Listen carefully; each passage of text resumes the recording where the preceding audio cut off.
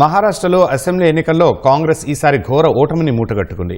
101 స్థానాల్లో పోటీ చేసిన ఆ పార్టీ కనీసం 20 స్థానాలు సాధించలేకపోయింది. మహాయుతి ధాటికి చావు తప్పి కన్ను లొట్టబోయినట్లుగా తయారైంది ఆ పార్టీ పరిస్థితి. ఇదే ధోరణి కొనసాగితే మహారాష్ట్రలో కాంగ్రెస్ మనుగడ ప్రశ్నార్థకంగా మారే ప్రమాదముందనే అభిప్రాయం వ్యక్తమవుతోంది. మహారాష్ట్రలో అసెంబ్లీ ఎన్నికల్లో కాంగ్రెస్ పార్టీ ప్రదర్శన నానాటికి తీసికట్టుగా మారుతోంది. కొన్ని నెలల క్రితం జరిగిన లోక్సభ ఎన్నికల్లో 99 స్థానాలు దక్కించుకుని బీజేపీకి పూర్తి ఆధిక్యాన్ని దక్కకుండా చేయడంలో ముఖ్య భూమిక పోషించిన హస్తం పార్టీ అసెంబ్లీ ఎన్నికల్లో మాత్రం తేలిపోయింది. పొత్తులో భాగంగా 101 స్థానాల్లో బరిలో దిగిన కాంగ్రెస్ కనీసం 20 స్థానాలు గెలవలేకపోయింది. మహావికాస్ అఘాడీ కూటమి ఘోర ఓటమిని మూటకట్టుకుంది. లోక్సభ ఎన్నికల ఫలితాలతో మంచి జోరు మీదున్న కాంగ్రెస్ శ్రేణులను ఈ ఫలితాలు తీవ్ర నిరాశకు గురిచేశాయి. ఎంవీఏ కూటమిని హస్తం పార్టీ బలహీనపరుస్తుందా అనే అనుమానాలు మిత్రపక్షాల నేతల మదిలో మెదులుతున్నట్లు తెలుస్తోంది.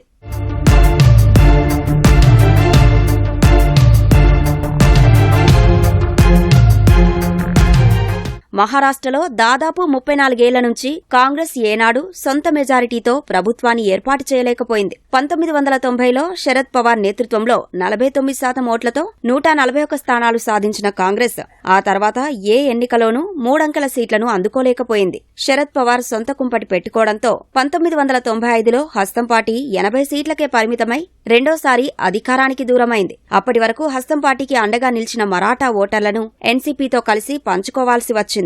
అనంతరం విలాస్రావు దేశ్ముఖ్ సారథ్యంలోని కాంగ్రెస్ పార్టీ ఎన్సీపీతో పొత్తు పెట్టుకుని అధికారం చేపట్టింది. 2004 నుంచి సీఎంగా కొనసాగిన విలాస్రావు దేశ్ముఖ్ 2008 ముంబై దాడుల అనంతరం నెలకొన్న పరిణామాలతో పదవి కోల్పోయారు. 2009 ఎన్నికల్లో అశోక్ చవాన్ నేతృత్వంలో బరిలోకి దిగిన కాంగ్రెస్ కొంత మెరుగుపడి 82 సీట్లు సాధించింది.